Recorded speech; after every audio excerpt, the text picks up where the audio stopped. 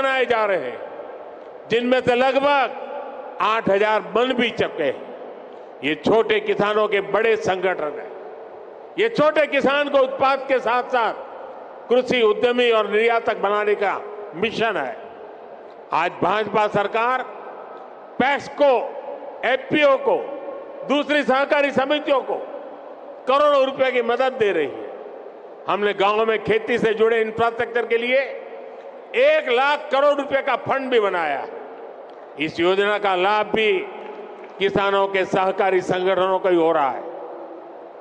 साथियों, हमारी सरकार पशुपालन से जुड़े इंफ्रास्ट्रक्चर को आधुनिक बनाने पर भी रिकॉर्ड निवेश कर रही है।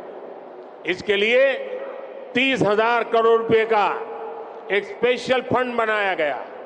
इसमें डेयरी सहकारी संस्थाओं को ब्याज पर पहले से अधिक छूट का प्रावधान किया गया। सरकार मिल्क प्लांट के आधुनिकीकरण पर भी हजारों करोड़ रुपए खर्च कर रही है। इसी योजना के तहत आज साबरकांठा मिल्क यूनियन के 2 बड़े प्रोजेक्ट का उद्घाटन हुआ है। इसमें प्रतिदिन 800 टन पशुओं का चारा बनाने वाला आधुनिक प्लांट भी शामिल है। भाइयों और बहनों, मैं जब विकसित भारत की बात करता हूं तो मेरा विश्वास, सबका प्रयास इस बात पर है। भारत ने अपनी आजादी के 100वें वर्ष यानी 2047 तक विकसित भारत होने का संकल्प लिया है। एक संस्था के तौर पर अमूल के भी तब 75 साल होने वाले। आपको भी आज यहां से नए संकल्प लेकर जाना है। तेजी से बढ़ती हुई आबादी में पौष्टिकता को पूरा करने में आप सबकी बड़ी भूमिका है। मुझे ये जानकर खुशी हुई कि अगले 5 साल में आप लोगों ने अपने प्लांट्स की प्रोसेसिंग क्षमता को 2 गुना करने का लक्ष्य रखा है। आज अमूल दुनिया की 8वीं सबसे बड़ी डेयरी कंपनी है। आपको इसे जल्द से जल्द दुनिया की सबसे बड़ी डेयरी कंपनी बनाना है। सरकार हर तरह से आपके साथ खड़ी है और ये मोदी की गारंटी है। एक बार फिर आप सभी को 50 वर्ष के इस पड़ाव पर पहुंचने की बहुत बहुत बधाई और शुभकामनाएं देता हूं। बहुत बहुत धन्यवाद। बहुत बहुत धन्यवाद माननीय प्रधानमंत्री जी, आपके इन प्रेरणादायी शब्दों के लिए, आपके उत्साहवर्धन के लिए। आपने सहकार की शक्ति को न सिर्फ पहचाना है बल्कि सराहा भी है। चाहे अमूल चॉकलेट प्लांट हो या नई प्रोडक्ट्स के सुझाव, आपकी प्रेरणा से GCMMF प्रगति की नई ऊंचाइयों को छू रहा है। आपके मार्गदर्शन में देश के आप देख रहे थे ये सीधा प्रसारण अहमदाबाद के नरेंद्र मोदी स्टेडियम से, जहां पर जो गुजरात का सबसे बड़ा सहकारी संघ है उस पर प्रधानमंत्री अपना संबोधन दे रहे थे। और 75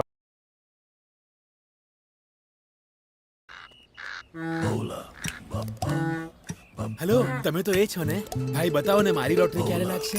કમાલ છે, મને કાલે જ ફિલિંગ આવી હતી આ હાથોથી શુભ કામ થવાનું છે અને આજે તમે હમણાં એક ક્લિક મોકલું છું એના પર ક્લિક કરો અને લોટરી મેળવો। 9822 બિલકુલ ચૂચું નહીં।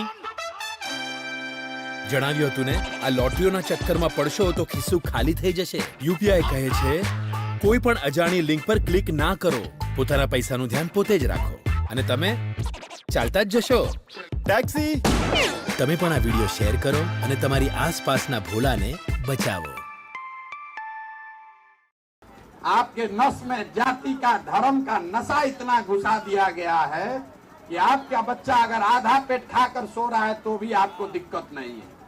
जिस नेता ने आपके बच्चे के पेट पर लात मारा, जिस नेता के भ्रष्टाचार से आपके बच्चों को रोजगार नहीं मिला, वो भी अगर आपके जात का है तो उसको जाकर आप वोट देते हैं। तो आपका बच्चा नहीं भोगेगा तो कौन भोगेगा?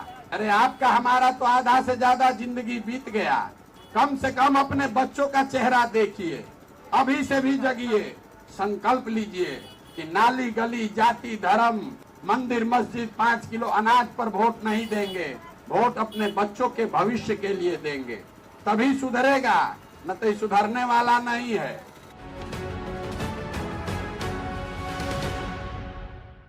Greatest crime committed on this planet is the idea of heaven. You're looking at the calendar images, that kind of yogis, they're artists' work. The yogis were never like that. You look at Adi Yogi, the first yogi. He's the most exuberant and athletic human being you can find. Journalists particularly, they come to the yoga center. One film star or one minister, somebody is there. Their focus is only that. There are other 30,000, 40,000 other people.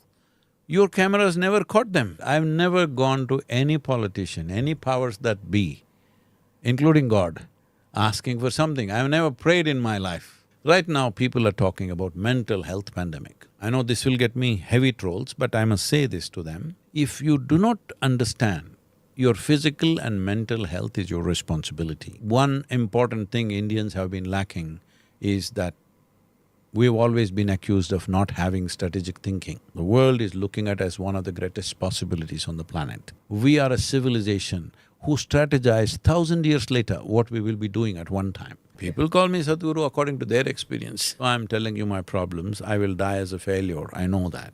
But I'm a blissful failure.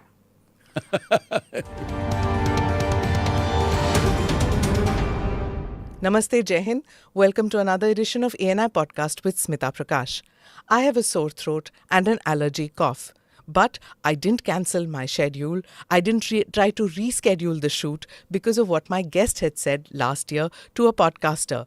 He said that despite having serious ailments like typhoid and malaria, he never cancelled a shoot, not the thousands of them that he had scheduled. You must have guessed by now who my guest is, Sadhguru. Sadhguru Jagdish Vasudev, a yoga guru, mystic, philanthropist, and author of dozens of books, a podcaster, he has millions of followers around the world. Sadhguru has been awarded the Padma Vibhushan, the second highest civilian award, for his contributions to spirituality and humanitarian services. Sadhguruji, pranam. Namaskaram to you. Namaskaram. Thank you so much for coming on our podcast. I'm very honored that you're here. A whole host of topics that I want to speak. I spoke to you about a year ago. We were just coming out of, the pandemic at that stage. So most of my questions were about how to cope with grief and what tools we can, we can employ, and your guidance on that, on how we can come out of it. But today, I want to ask you so much more.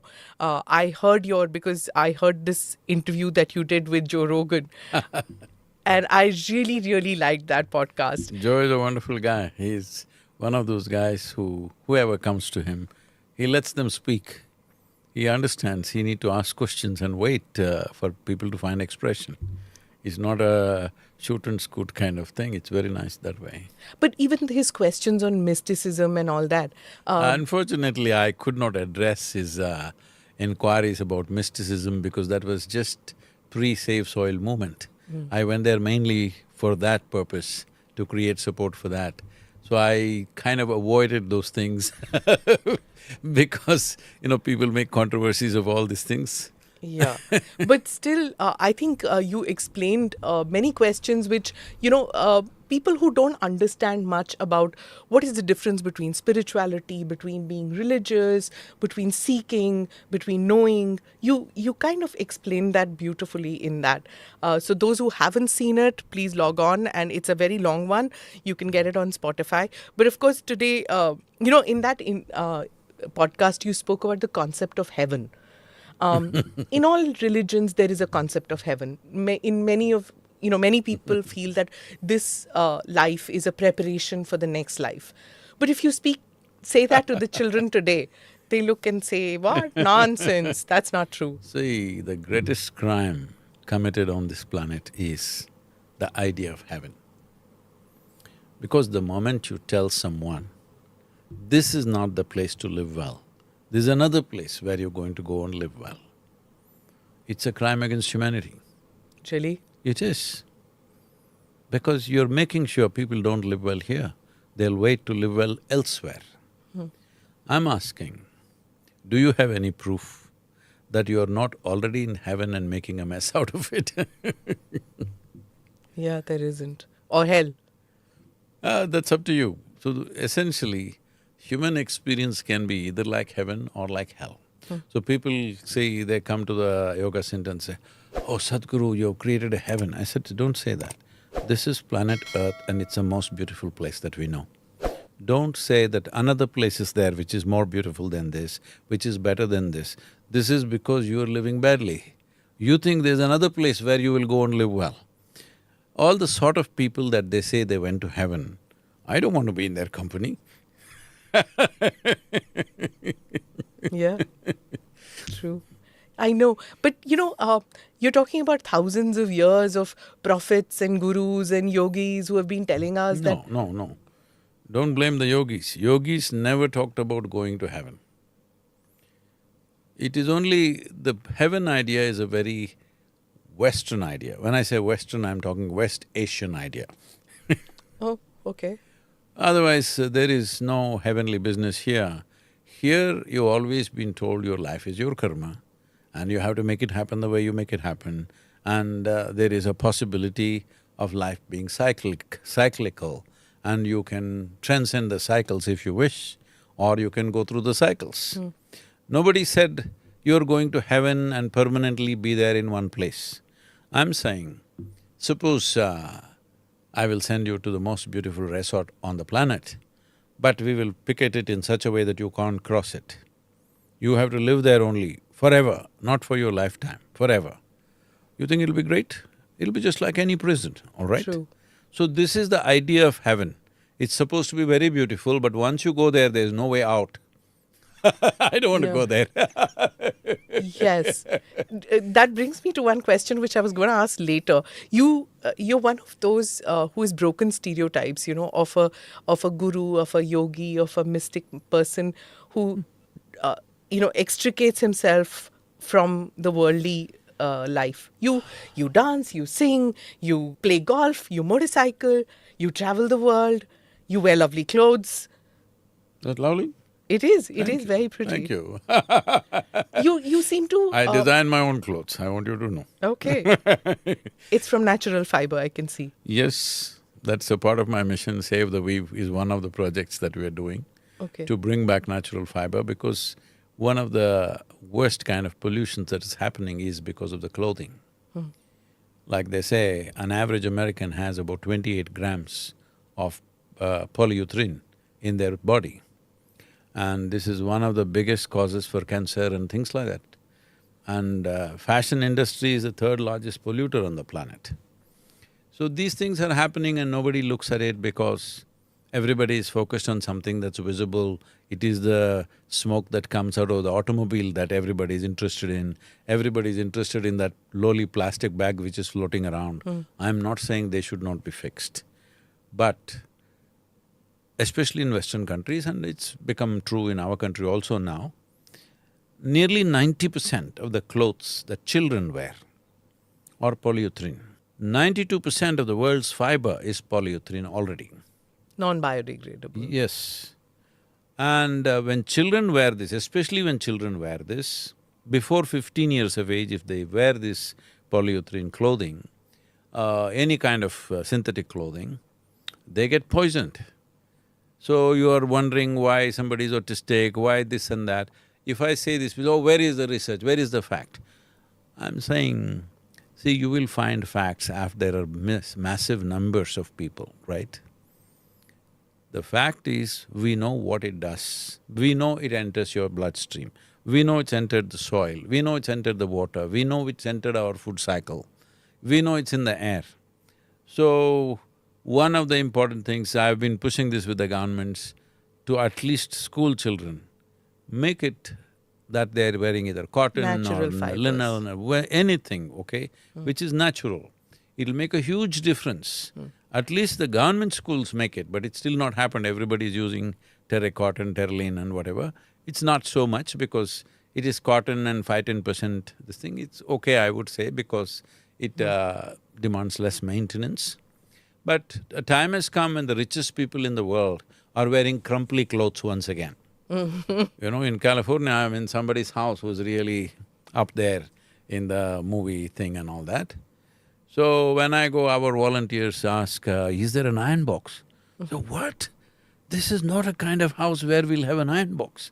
Iron box is an insult. It's for those kind of steamsters. Permanent press clothes, right? No, they're not pressed. They all wear crumply Crumpled, clothes. Because that's fashionable, that's the most expensive clothing. Linen So when and there is a fashion like that, we must all get into little crumply clothes, it's all right. Yeah, I'm also into a little bit of crumply clothes. So, but my question stays, Sadhguruji, that you've broken stereotypes. Yeah, see the thing is, when you say stereotype, where did your stereotype come from? You're looking at the calendar images of those, long bearded, constipated look on their face, that kind of yogis, they're artists' work. The yogis were never like that. You look at Adi Yogi, the first yogi. He's the most exuberant and athletic human being you can find. You look at all the gods that you have in this country. If they don't dance, they cannot be gods in our country. Non-dancing god not allowed in this culture. A man who cannot dance, how can he be even a human being? Forget about being a god.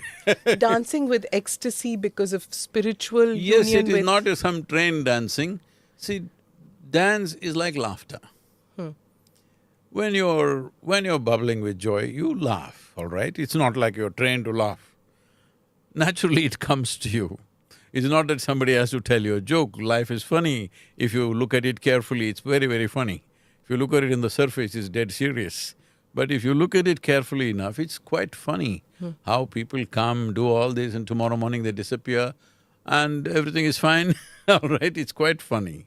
So if you see on one level, you will laugh. When your body wants to laugh, it will dance. It's a consequence of exuberance. It is not some special kind of dance you have to do. This joy and exuberance, you feel it's very much part of Indian culture or… No, it's part of life. It's part of life. It's part of life. Life is exuberant. You just look at this. Children below, that is also unfortunately it's happening. 12, 13-year-old children are depressed and committing suicide, all these things unfortunately, it's the worst thing that can happen to humanity. But you look at any child anywhere in the world, being exuberant is natural. Look at a butterfly, look at a grasshopper, look at anything. Everything is exuberant. What went wrong with you is just this. You became dead serious about life. You're dying to live. People are dying to live. What That's for? a very in-depth statement. You're alive anyway. And when you really look at it, how long are you alive if you look at this? Even if you live to be 100. But what potential a human being carries, it's too little, if you explore the potential. Otherwise, it may feel very long. I mean, in your own experience, you can look back and see any given day. On a day when you're very joyful, 24 hours, poof, it goes away like a moment. Someday, if you're a little frustrated or anxious or depressed about something, then 24 hours feels like a eon of time. This is because only miserable people can have a long life. Are Indians miserable by nature? Not at all. So the reason I'm asking Sadhguruji is because recently there was something that came out, the happiness… studies, nonsense, that is all. See, I travel everywhere in the world. Everywhere we go, at least Western societies, if you go to Africa and all, it's different, but Western societies, if you travel, they are at many notches above us in terms of material comfort and, their whatever is organization of life. But they will all in the evenings after the drink, they will all be laughing. During the work, can they laugh? When they're driving, can they laugh? Most of them can't even smile, okay? Unfortunately, in big cities in India also, it's becoming like that, but when I land in India, you will see many more smiles, brighter smiles, natural ones, not trained ones, simply bursting out. So when you were a child, at the age of 5, if you're so joyful, by the time you're 30, you should have become ecstatic if you were growing. But unfortunately, the reverse happens simply because your psychological drama overtakes the existential reality of life. Otherwise, if you pay attention to anything, a flower can engage you for the rest of your life, a leaf can engage you for the rest of your life. Why, if you pay attention, one atom can engage you for the rest of your life. It's so complex and fantastic. What makes you ecstatic? I've seen you the video went viral everywhere. You were ecstatic when you were dancing. There was so much joy. What made you feel that at that moment? I was not at that moment. I'm like that every moment. I must tell you this. Because you've heard all this, I don't know what to speak to you and what not. Everything, Sadhguruji. See, I'm going to tell you my problems now, okay? Well, I don't believe this. at least listen I to should it listen with to a it. grave face. Some gravity is needed. Grave Okay, face. right. This is the problem. People think if something important has to be handled, It has to be with they this- must be grave. No. Grave means you must be in the earth, you shouldn't be outside, you have no business to be sitting here and being grave, you must be in the grave, isn't it? Right. So I'm going about my life. Initially, I go through, from the age of 12, I start practicing yoga just for physical prowess, and it definitely set me apart physically and mentally. Then by the time I'm 12, 13, I'm a by then I've read, Das Kapital and Engels and stuff and everything. I'm fully fired up, wanting to join the armed revolution. Oh my God. Because my thing is injustice. I see injustice in politics, I see injustice in the economic situation, I see injustice in religious things that are happening, I see injustice within the family, I see injustice everywhere. So I'm simply angry all the time, not against anybody. I'm simply angry all the time because wherever I see prejudice and injustice. So in that anger, I thought armed revolution is the only way out. At that time, it was boiling everywhere in southern India. 70s you took. Yeah. Yeah. It was boiling a lot, so you wanted to become part of it. I almost was on the verge of it. Their own corruption saved me. Then I went there and then I saw they were also full of corruption. The corruption they were supposed to fight, they were even more corrupt. Then I backed off, where am I going, Yeah. So, later on I evolved into a hardcore atheist. Oh. Yeah, because essentially, anything that does not fit into my logical scape, I could not digest those things. I'm not somebody who values something because somebody has said it, however important they are. It doesn't matter, it's my parents or God himself spoke or his messenger spoke or whoever spoke. For me, it's of no value unless it makes sense to me. So nothing made sense to me, people are talking all kinds of things and everybody says somebody said something. So essentially what this means is, in their minds, the authority is the truth. For me, the truth is the only authority. From then to now, it's still the same thing, nothing changes for me. That is very deep, yes. Truth is the only authority I have. I don't value any authority. So, naturally becoming atheist is natural when you think logically, logically certain things fall into place, rest of the things don't fall into place, so you keep on discounting everything that doesn't fall into logical space. So then I traveled, crisscrossed India on my motorcycle, and I've seen this nation like very few people would have seen. I didn't go to any destination, I just rode across, just the terrain, the people. I slept in the villages, I slept on roadsides, I slept in railway stations, bus stations, I just… all the money I had was only for the petrol in my motorcycle, and I ate barely, cheapest possible food I ate, and I didn't spend 1 rupee for my sleeping. I slept on my motorcycle most of the time, This is South India or did you travel across? I traveled up to Nepal, this side, and this side up to Rajasthan. Only northeast I did not do at that time. Okay. Mostly almost the whole country. What were you seeking? See, I was not seeking anything. All I knew was, what I knew, what I perceived was not enough. I knew this is not it, but I don't know what it is. See, this is the whole thing people need to understand. They say, I'm seeking God. See, when you say you're a seeker, you become a seeker. Your seeking is genuine only when you don't know. You already know there is God and you're seeking. This is a fake seeking. You do not know, that's why you seek, isn't it? When you realize you do not know, you start seeking. So my problem was this, why I look like this, why is this wall blocking my vision? I want to look like this. So I'm doing crazy things with my mind, trying to look beyond. And people, it'll look absolutely nuts because there are troll armies which will go at me. But there are things you can do with your senses which you have not imagined possible. Such as? You can look the other side of the wall if you want. There are ways to do it. There are many creatures who are doing that, all right? With the kind of vision that we have, it's not three-dimensional. It is not. It is only reflection. Yeah. All right? But your vision is not just about seeing. You can see things that you have not seen, all right? See, for example, you go into the forest. The panther there or a tiger there doesn't have to see you. If you're somewhere behind the tree or on top of the tree, with his nose, Yes. he sees you. He knows exactly where you are, all right?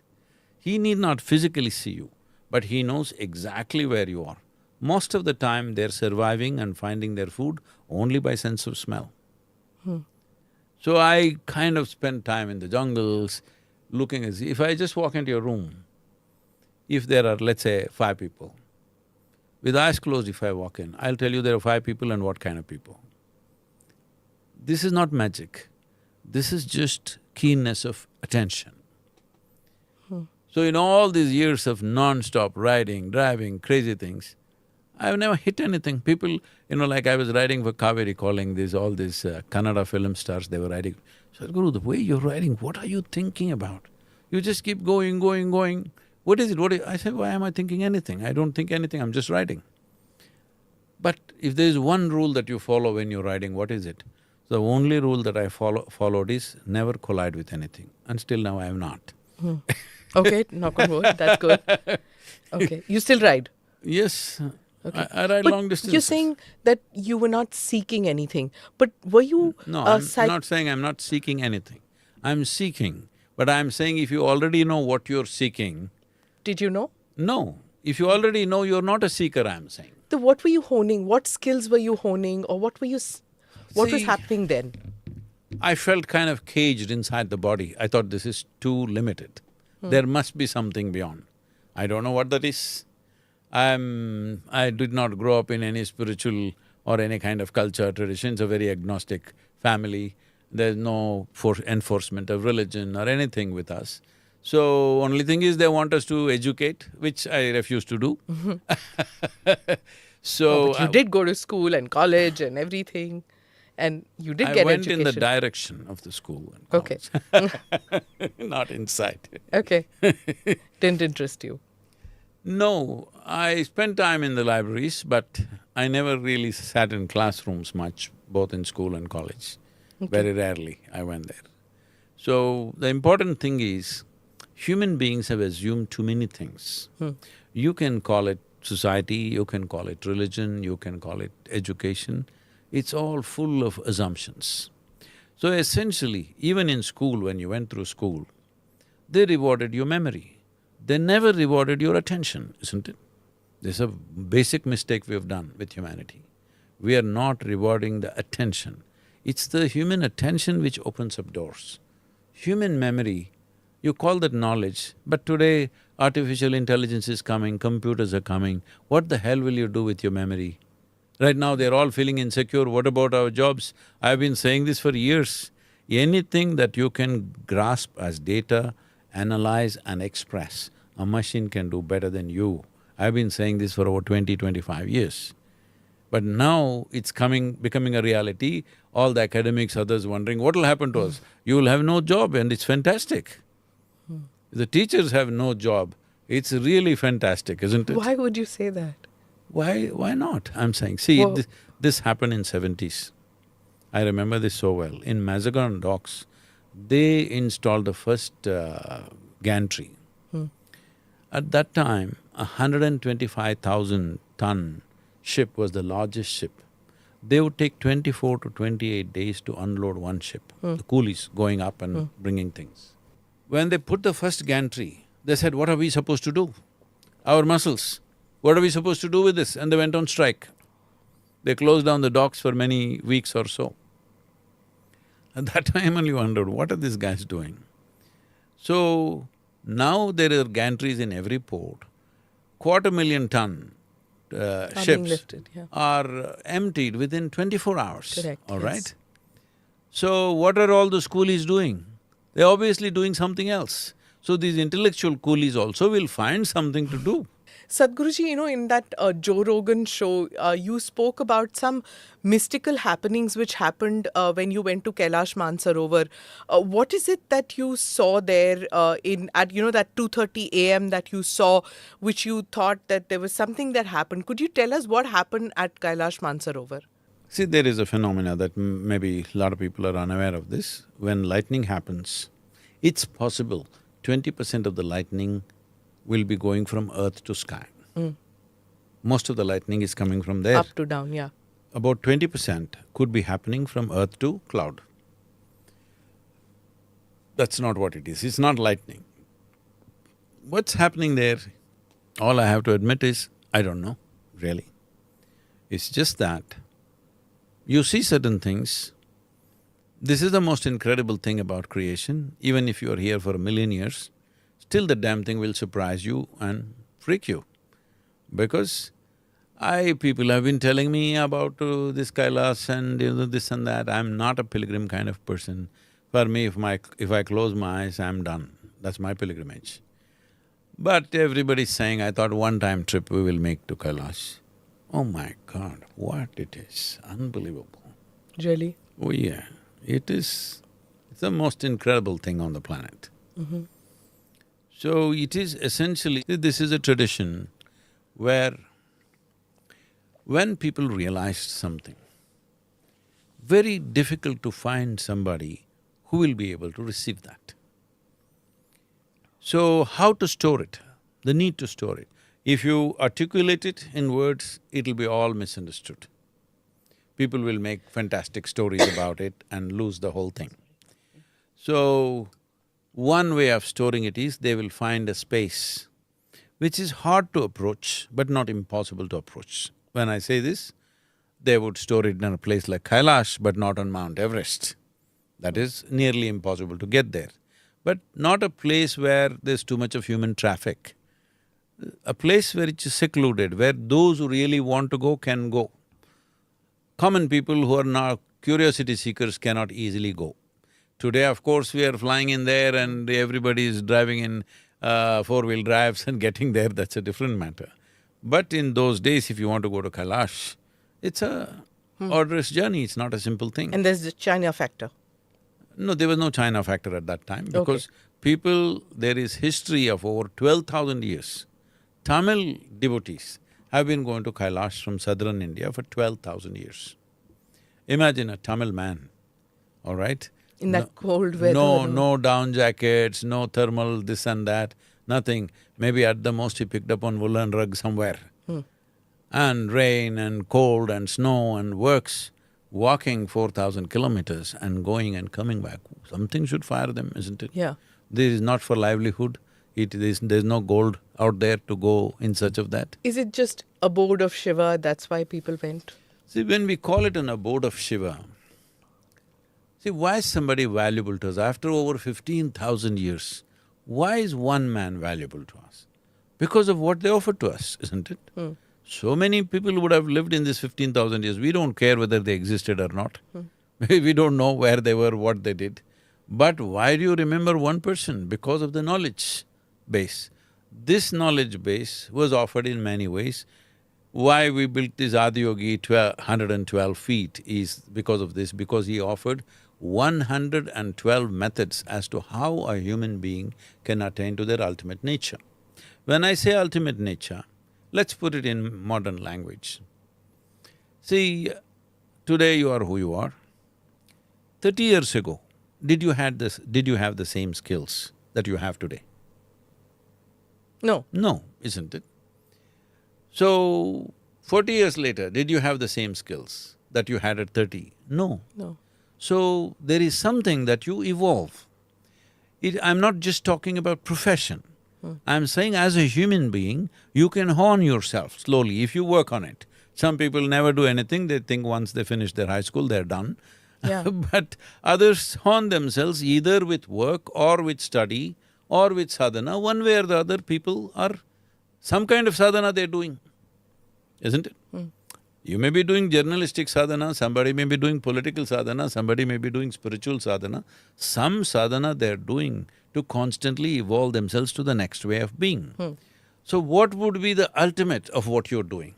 Now, if you sit there and you know everything that I will say before I say it, this is ultimate journalism, isn't it? My job is to question all the time. No, but I'm saying for every question, if you Know the answer. know what is there, then It's death of my career. that's AI, it's called. Good one. I'll give that to you. Yes. So you would be GPT, all right? I'll give that one to you. So I'm saying, when we say ultimate, let's not imagine something heavenly, this one, that one, no. A human being can rise in… I'm taking you as an example, from the age of 12 to who you are right now, you have risen in many ways. I'm not talking about a social rise. That's subjective to times in which we exist. But within yourself, in terms of your experience, in terms of your ability, in terms of knowing life, in terms of grasping what's around you, you have risen in your own way, isn't it? Your sadhana may not be like my kind of sadhana, but by working in a certain way, you do some sadhana, all right? Or by studying something, you do sadhana. So every human being, no matter where they are longing to be something more than what they are right now. If that something more happens, will you settle? No, you want to be something more. I insulted you with GPT, but you would like to beat the GPT. That'll be the aspiration, isn't it? Yes. What the GPT cannot do, you want to do. Yes. So essentially, you want to continuously evolve into bigger and bigger possibilities. So if all those things that you can ever dream of, all those things, if I make it happen for you right now, will you settle? No. No. You would want to go further. So essentially, your longing is to evolve or expand in a way that it is limitless. If those who know only money, they may thinking of limitless money.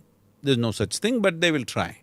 Somebody who knows only wealth, they'll think limitless wealth. Somebody who has knowledge, limitless knowledge. Somebody who has skills, limitless skills. Somebody who has love, limitless love. Somebody who's in pleasure, limitless pleasure. Everybody is thinking of limitless, may not be addressed as limitless, they're going in installments, but they want limitless. If you approach limitless or boundless possibility in installments, it is like counting 1, 2, 3, 4 and hoping one day you will say infinity. You can only become endless counting. So when you realize this, you see the problem is not in something else, the problem is in your own faculties, how you see, how you hear, your ability to do… Body is a great possibility, but it's also a cage. Did you feel that people who go to Kailash Mansarovar get this realization? Did you feel when you went the first time that you were able to realize your insignificance compared to the magnificence of that place? Very few people can go there and come back without being overwhelmed. Very few. Not because they're bigger than that, because they're insensitive.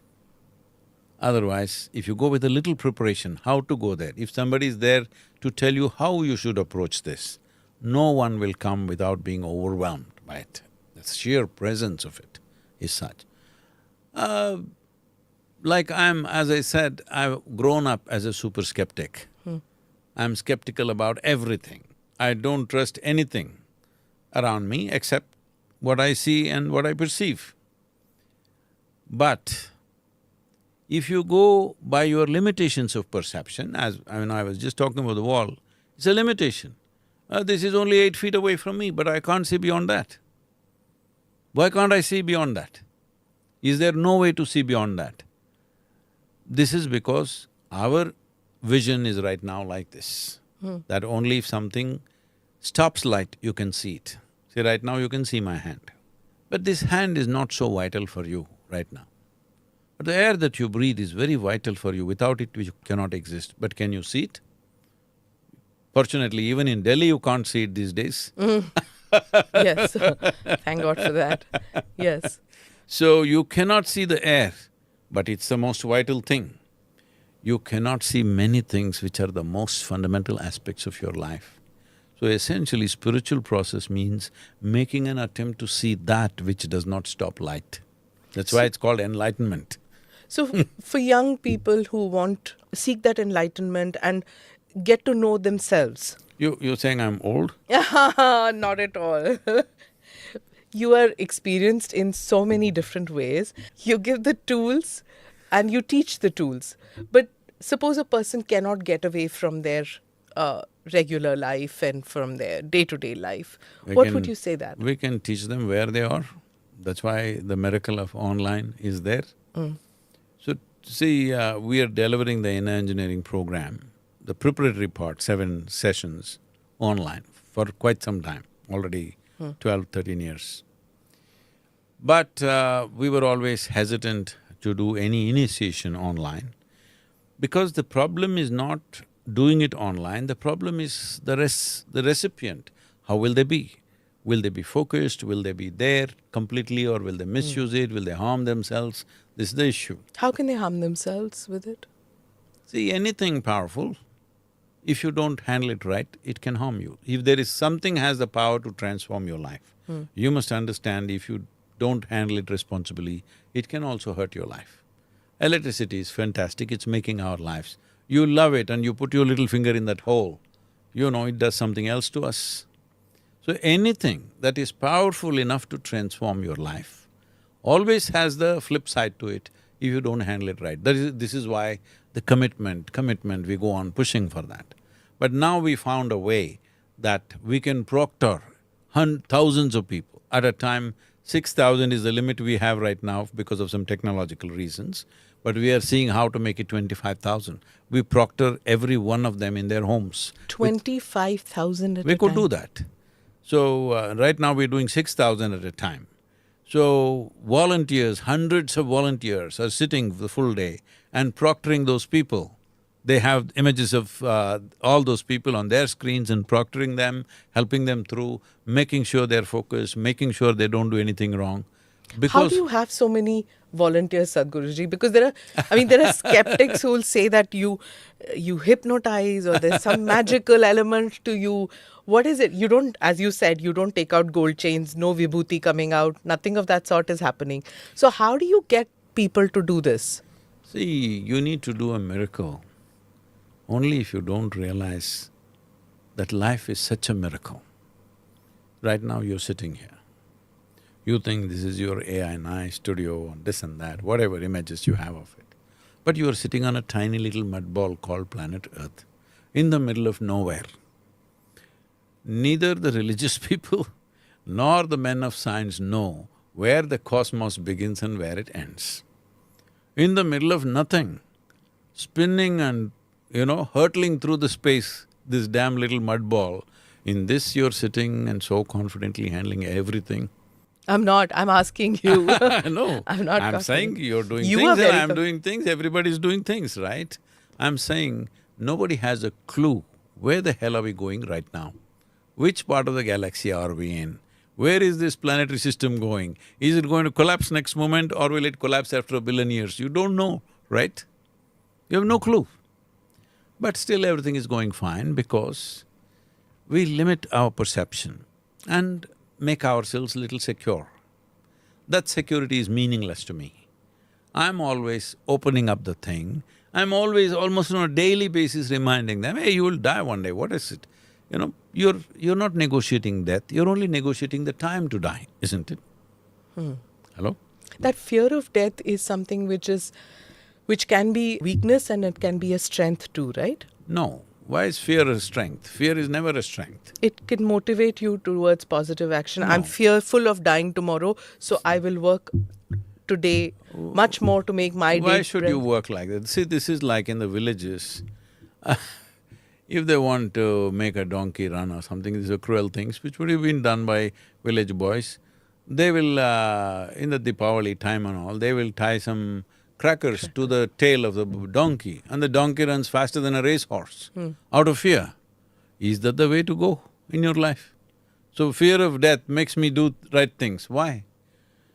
Why the sense of life can't make you do things? So you're asking why so many people are volunteering, doing what they're doing, especially young people. If you come to the yoga center, many of them are with me for over 25, 30 years. They came when they were 18, 20 like this. Today, they're just entering their 40s or 50s, in that stage they are. Why is it? Means it's just this, that the seed of life is always being suppressed by the social norms and education. Everything is trying to… like you're saying… see, you're saying this not by yourself. You somewhere believe it's only the fear of something which will make you be right. Fear of death, fear of hell, fear of punishment, right from kindergarten with the stick and cane and whatever nonsense. Fear of punishment, fear of pain, fear of suffering is the only way you can be fixed. The whole term God-fearing. That's what, you fear everything and naturally you fear God also, all right? So, if you fear everything, you are a miserable human being because fear is not a very exuberant, wonderful emotion. So what would you replace it with? Celebration, joy, happiness, peace, what? No, it's not like that. See, life is not a philosophy, life is a phenomenon. You can either ride it or you can be crushed by it. If you're crushed by it, you will live in fear and suffering. If you learn to ride it, so you have seen… It's a motorcycle metaphor all over again. Of course, I'd expect you to say that. See, you're being GPT now. Okay. You've seen wave riders. They're just riding huge waves. What is a wave rider's dream? He wants to ride a tsunami, all right? Yeah. It could kill him, but he wants it. No, if he's good at it, he wants to ride a tsunami. Because that's the dream, the biggest wave possible, you want to ride that. Because you're good at it. If you're not good at it, even a tiny little wave will cause fear to you. So now I'm not talking about being good at something. You're as good a life as anybody else, as much a life as anybody else. Doesn't matter, you don't know journalism, you don't know motorcycling, you don't know wave riding, it doesn't matter. But if you sit here, you're as good a life as anything. But that's not how human beings are experiencing. This is the only thing I do to people, that experientially they realize that they are as good a life as anything can be. Maybe they're good at nothing in the world, it doesn't matter. They're, as a life, they're good enough. Once people experience this, there is a certain exuberance to life. You may not know how to do things that other people do. When it comes to skills, we are not the same people. When it comes to intelligence, we are not the same people. When it comes to language, we are not the same people. In any act that we perform, we are never two people are never the same, isn't it? But as far as life is concerned, there is no such thing as your life and my life. See, you're sitting there, that's your body, this is my body. Till we are buried, all right? Once we are buried, we are all the same soil, let's not go there. We will right now keep the About the soil? I know you're going to get there. We will keep the distinction. That's your body, this is my body. That's your mind, this is my mind. Here and there, my mind, your mind may overlap and we may be okay, but still that is your mind, this is my mind. Sure. But there is no such thing as your life and my life.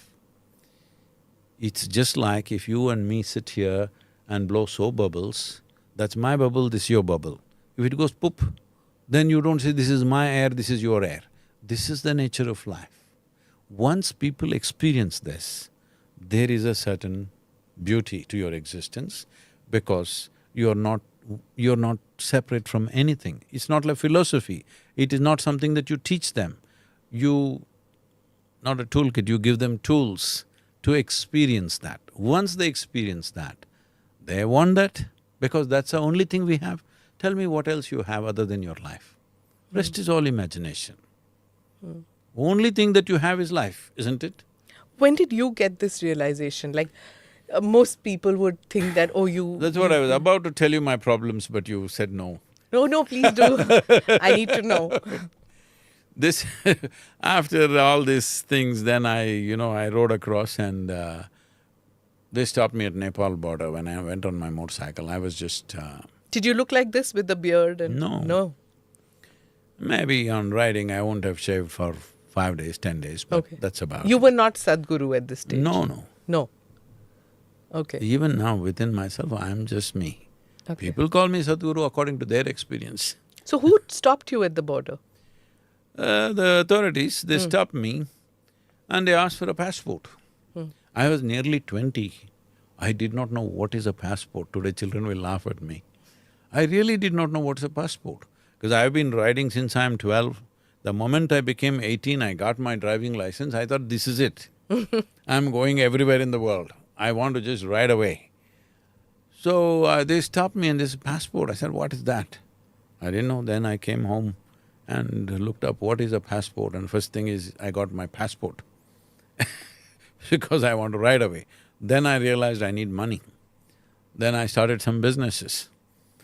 One after another, everything became successful. When everything that you're doing is successful, you start thinking the world is going around you, not around the sun. True. So I'm in that state of cocky confidence, where everything I do is successful, everybody's clapping their hands, and everybody says, oh, is this, that, this. In the family, when you're successful at a very young age, everybody thinks you're some super nonsense. I'm not talking about money like today, they talk in 2 months, they talk of $10 billion, $100 billion, not that kind. Yeah. But for those days in a small town, it is successful. Right. Or that kind of success. So I'm already into half a dozen enterprises, all working well and things happening. One afternoon, I just had a little bit of a break. I'm working from morning 5 o'clock to 11 o'clock in the night, non-stop, because I have so many things to do. And the best part of this work is I need to go from here to there to there, so zipping around on my motorcycle and doing all this. All kinds of crazy enterprises I did, everything worked fortunately. So this afternoon, I just had about an hour and a half break. In Mysore city, this is the culture that for those days at least, if we want to test our motorcycles, we go up Chamundi Hill. If you want to party, we go up Chamundi Hill. If we fall in love, we go up Chamundi Hill. If we fall out, we have to go to Chamundi Hill. Okay. If we have nothing to do, we go to Chamundi Hill. So I had nothing to do, unthinking, I didn't think of going there. Simply I rode and I ended up on Chamundi Hill. So I know this hill very well, I've camped there, I've spent days and nights in Chamundi Hill. I know every rock, everything. So there's one of those rocks which is west-facing of the Chamundi Hill. I parked my motorcycle, went up and sat. It's around 3:15, 3:30 in the afternoon. Like any other day, I just went and sat. My eyes were still open. After some time, I didn't know what happened. For the first time, till then, I knew, this is me, this is, that's somebody else. I have no problem with somebody else, but this is me, that's somebody. Suddenly, I did not know which is me, which is not me. What was me was just all over the place. I thought this lasted for 10-15 minutes. When I came back to my normal senses, about 4.5 hours had passed. For the first time in my adult life, from the age of 8, I remember, I had not shed a single tear. I'm like this. I'm a closed fist, always, never, because I had no such need, emotional needs to cry and do this and that, no matter what happened to me. Here I am, 4.5 hours, tears are flowing, my shirt is all wet. And every cell in my body is just wet with ecstasy, it's like that, it's dripping. Then I shake my skeptical head and ask, what's happening to me? Only thing that my logic can tell me is maybe I'm going off my rocker. Then I ask my closest friends, something is happening to me, if I close my eyes, I'm just blown away. Like, come on, what did you pop? You found mushrooms in Chamundi Hill? What happened? This, that, this is a kind of inquiries. Of course, now, yeah, most people would think that, Yeah. right? So because I had no context anywhere around me to tell me what's happening to me. Nobody to tell me what's happening to me. All I knew is, I've hit a gold mine, I don't want to lose it. That much I know, but I don't know what it is. So I experimented this, what is this? Then I discovered this is so simple. If I can take my hands off my psychological process, my thought and my emotion, if I take my hands off that, every cell in the body just gets blissed out. It's like head to toe. Recently, I was 25 at that time. About few years ago, maybe 4 or 6 years ago probably, one German doctor wanted to do some crazy study on me. And then he said, your cellular age is 25. I was surprised, how is he saying this? So in a way it is true, because I kind of stopped there. I kind of stopped there, I hit the ceiling there, and my cellular age is still 25, I would say. So you feel physically you stopped aging in that process? Was it a miracle, Sadhguruji? See, this is why I'm saying. It's a logical question, I would ask. I'm not asking what did you I'm pop. asking, see, this rose flower became so beautiful and fragrant not because somebody put perfume at the roots. They put filth, all right? Yes or no? See, the filth became so beautiful and fragrant. Is this magic? Magic of nature, I would think. You No. call it whatever, is it magic? No, it's not. It's not applied magic. It's a process magic. Process. What did you have for lunch? Soup. Soup, whatever soup it is, I won't question. All right. You eat dal soup. Same a South Indian person eating dal soup, but Mulagatanni. anyway, you drink soup and it becomes a woman like you. Is this magic? No. Why is it not? It's not something that If was you- done. See, it is done. You eat a chapati and you become a wonderful woman. Is it magic? No. Why is it not? Magic would be something that would be out of the ordinary, I would feel. Is it ordinary? If I take a chapati in my hand and make a human being out of it, is that magic? Yes. But if you do it in your stomach, it's not magic. No, because that's the biological process, no? See, that is an explanation, but is it not magical? Yeah, magic of nature, as I said before.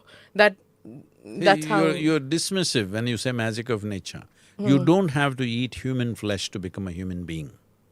You can eat dal, you can eat chapati, you can eat whatever nonsense you want and still become a human being, isn't it? In a matter of few hours.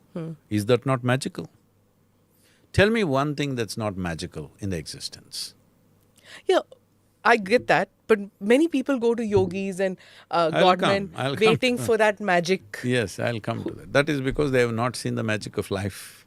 They don't have the attention to see the magic of life. If you pay attention, there is nothing here which is not magical.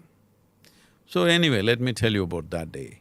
And 6 to 8 weeks passed and I realized this is all it is. If I can keep my hands off my psychological process, I will burst into blissfulness. Then I thought, who wouldn't want it? Yeah. Who wouldn't want to simply be blissed out? Because there is enough scientific evidence today to show when your experience of life is very pleasant, your intelligence, your physiology, everything that you have works at its best. There's no question about that. There's no question about that anymore because it's all established today in the lab. Because everything has to come from the lab today.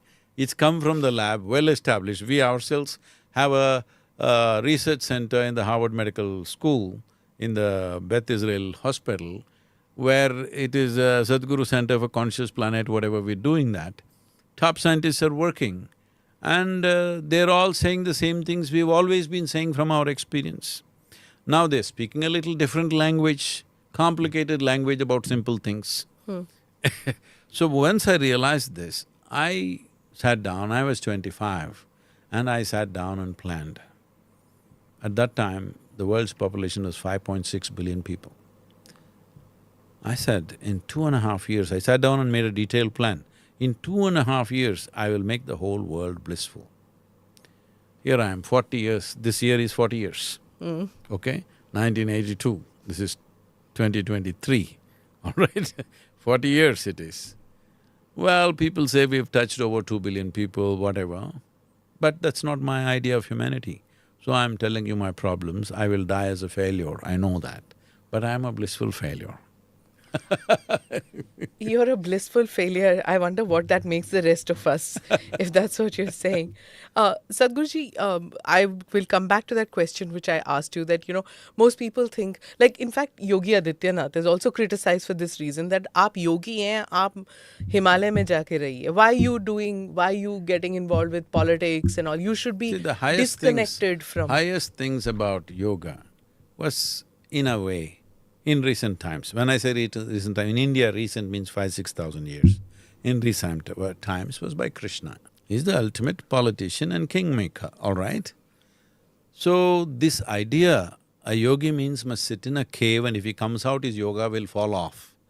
That is not a very good yoga.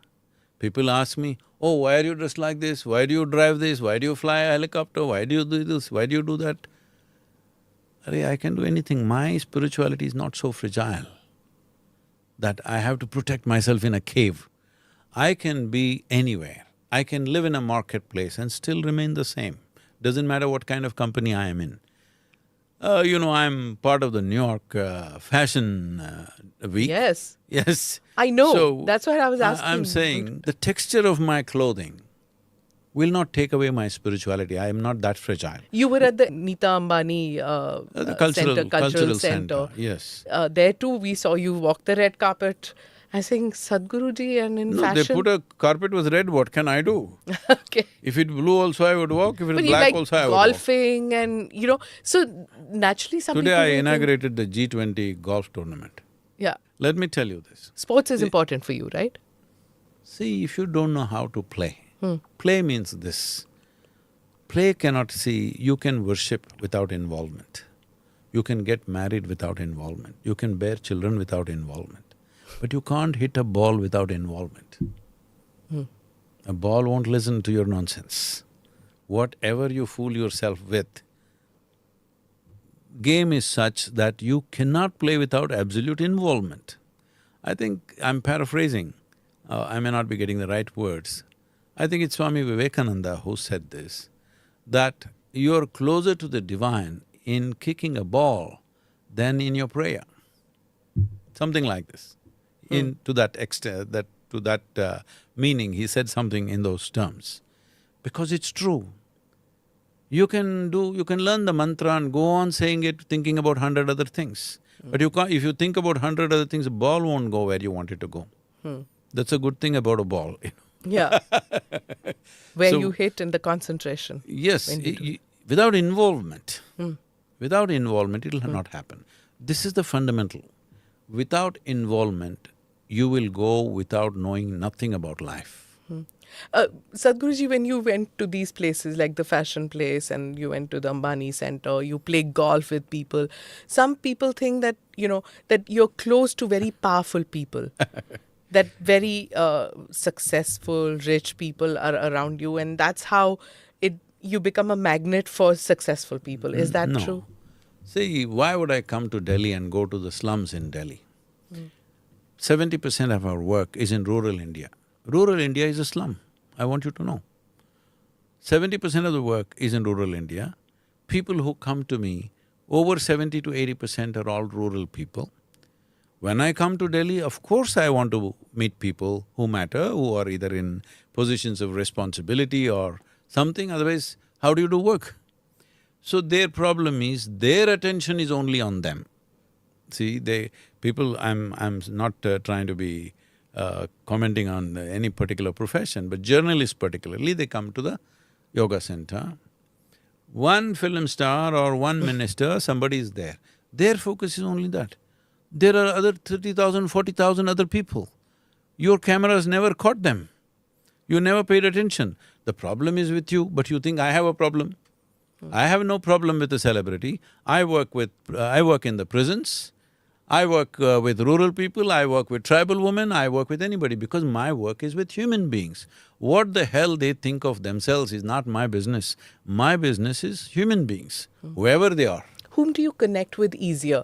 Rural folk or complicated city folk, rich folk? Who has more existential problems in your… And not just that, is it Indian, American? Because you spend a lot of time in America. What about that, like in the West Coast? Do you feel that they take, like I know one answer you gave said they go round and round and round to come to telling what their problem is. Whereas in India, patak se they tell like that what their issue is.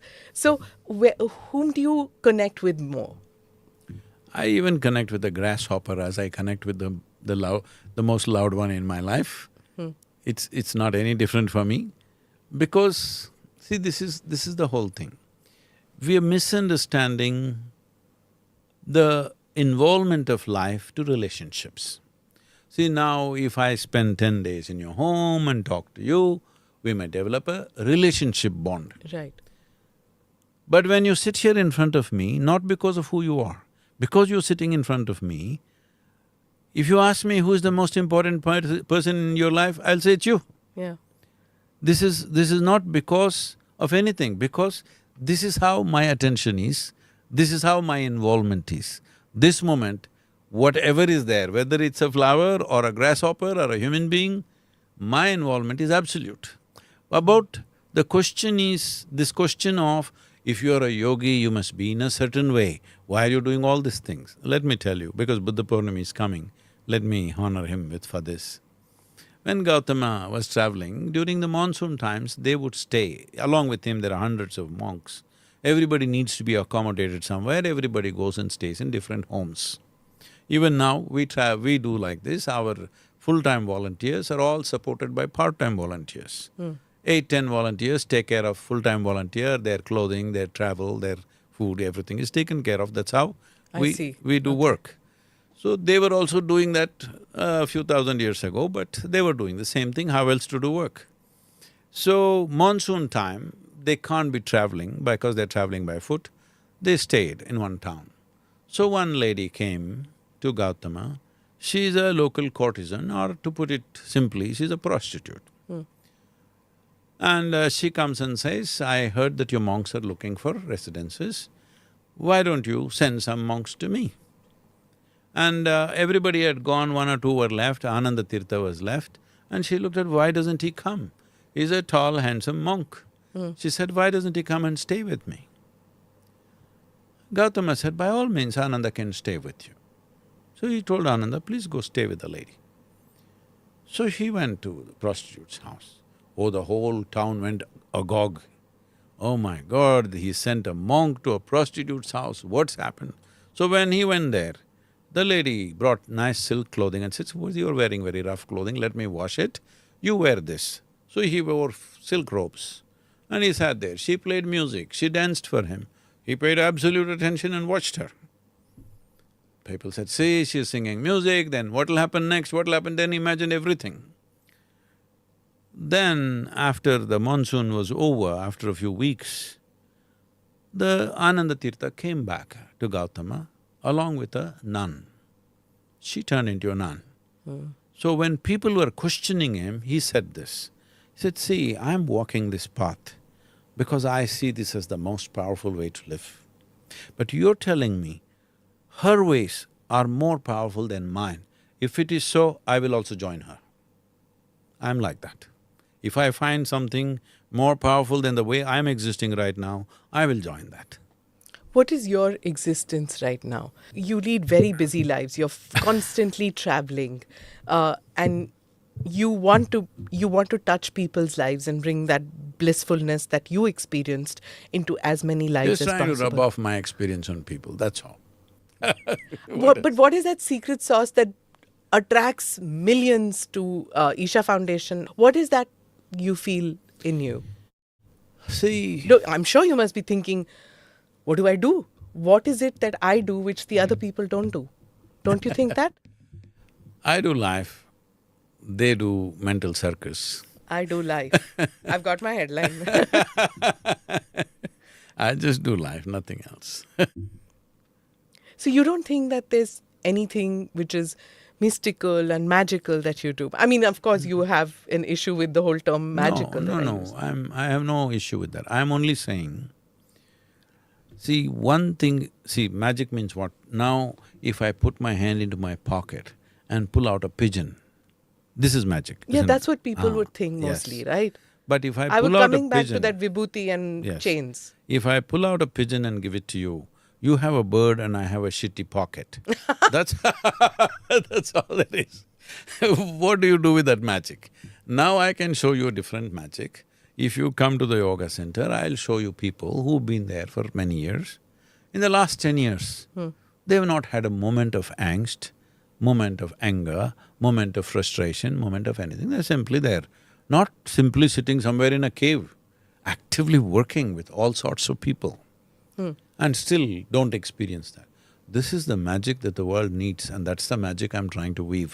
Sadhguruji, when you're attached to family, when you're attached to your children, your aging parents, your spouse who might have… Why only those 5, 6 people? Why not to me? Yes, but you're born into those relationships, right? To get into a your relationship… husband was not born with you, your children were not born with you. Society gave that, yes, correct. So when you… No, I'm asking, Okay. why are you attached only to 5 things? Why are you not attached to the whole universe? What's stopping you?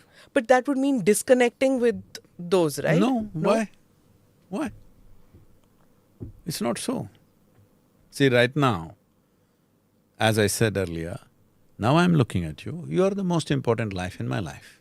Right now, if I think, no, my daughter is more important than you, my friend is more important than you, why? Right now, you are the most important person because you're here with me. Because this is life. Now I'm thinking of my daughter, this is my psychological memory, right? When she's there, that's a different matter.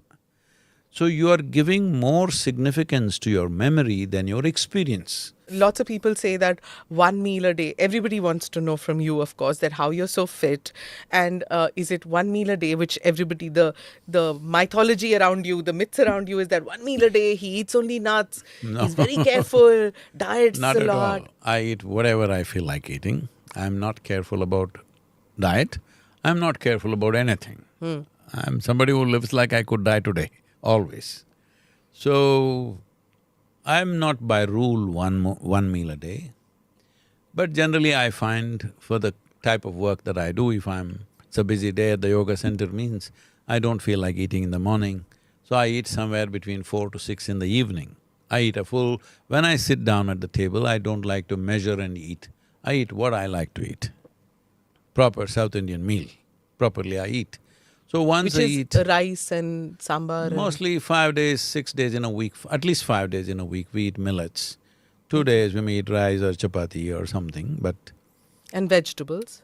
Yes. Organically grown, I'm guessing. It's from the local marketplace, semi-organic. We are not growing anything because we wanted to support the farmers around us. Okay. So we contract them rather than we growing it ourselves. Recently, the Delhi Chief Minister made this comment when he said that, the Prime Minister's people tell me that he sleeps only 3 hours in a day. And that's why he's so grumpy all the time, because he sleeps so less. He needs to sleep a little more. So, what does yoga tell us? How much… is there a rule that you need to sleep this much? See, we must understand, sleep means it's the downtime for the body. It's the maintenance time. Suppose you have a car which needs 1 day of maintenance in 30 days, it's all right. But suppose it needs 10 days of maintenance in 30 days, better get onto the bus, isn't it? So right now, doctors have been saying, others have been saying, you must sleep for 8 hours a day, otherwise your heart will… this will go happen, that will happen. 8 hours a day means you're sleeping away 1/3 of your life. 24 hours, 8 hours you're sleeping 1/3. Another 2 hours could be going in other kind of maintenance of eating, bathroom, this, that, whatever. Because all these things are needed, bodily processes are a must, we can't be without it. So, if 8 to 12 hours are going in maintenance, when are you going to live really? It's not efficient way of living. So don't fix times like that. See how to make body more efficient, more energetic, more effervescent. Naturally, the need for food… See, right now, There was an ambassador car. I'm not making a comment about any brand, but because that brand doesn't exist, I think we can talk I about like it. how you go into automobile metaphors all the time. Because fuel, we're talking about fuel. You were driving an ambassador car, if you put 1 liter, if it ran for 3 to 4 kilometers, it was great. If you press the throttle in 2 kilometers, 1 liter ran away, because half of it would be leaking out also, so many things. Today you have more efficient cars, bigger cars, faster cars, which will run 10, 12 kilometers for the same liter. Some of them run over 30 kilometers for the same liter. The hybrid ones running 45 kilometers for the same liter. What is this? Upgradation of technology and better maintenance. When I say better maintenance, less friction in the whole machinery. So you may think this is me, but actually this is a biological machine, isn't it? If you take away all the friction within, both food and sleep, the need will come down. It consumes less fuel, it needs less downtime. This is something you must do if you're interested in living. Because if you're sleeping, people say, I enjoy sleep. Nobody can enjoy sleep because you're not there. You enjoy the restfulness. Why are you not restful when you're sitting here?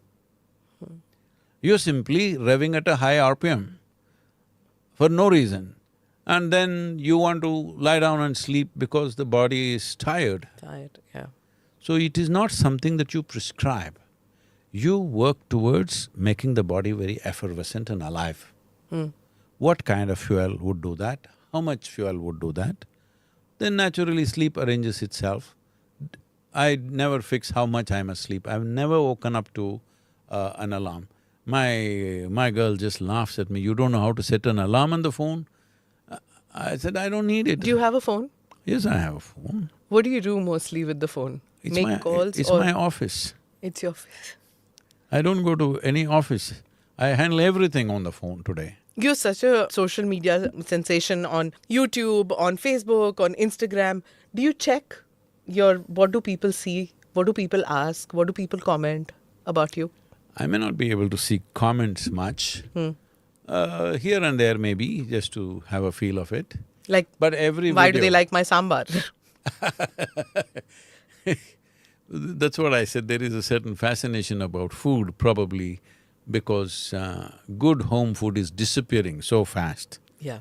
That people think it's something exotic that somebody can make sambar just in a camper. I'm making sambar in a camper that I'm driving during the virus time. Yeah, did you do that? I wanted to ask you, when you traveled for Save the Soil, when you went on your motorbike across the world, what was it about, food that you did? American food, you went to Egypt and you went to all those places, riding in the desert and all that. What did you do for food? There was a team organizing food ahead of time for the whole… because there was nearly a team of 27 to 30 people, photographers, videographers, and setting up… See, because we were not just riding. In these 100 days, I said 691 events. Yeah. That's phenomenal. Yeah, those events, organizing those events, there were people traveling with me or ahead of me most of the time. So they would have food ready at a certain place. It didn't always come on time, but I'm okay with food. I'm not like I must eat at a given time. Okay. Food and sleep never came to me. What about controversies? On time. Do they bother you? See, the thing is I made myself like this, that somebody else will never determine how I am. Somebody else or something else never determines how I am within myself. So if the controversy supports the work, I don't mind the controversy. If it's impeding the work, of course, we would like to relieve that. Like for Isha Foundation comes under criticism many times that you've taken Always. land. What do you mean many times? Okay, always. And then those who do not succeed in bringing you down legally, they say that the reason is because Sadhguruji is connected so well with powers that be, that's why. With powers that be, you can inquire, you're a journalist. Have I ever gone to any chief minister or prime minister, ever, asking something for myself? Ever? Have I taken 1 rupee from any government? Have I taken an inch of land from any government? No. If I go to meet them, I go there only to contribute to what they're doing. If I have an idea, if I think a certain law should happen to facilitate something, Only that. I've never gone to any politician, any powers that be, including God, asking for something. I've never prayed in my life, ever. You've never prayed? No. Really? But don't you feel hurt, dejected at times? Why? No? That's why I said nobody else decides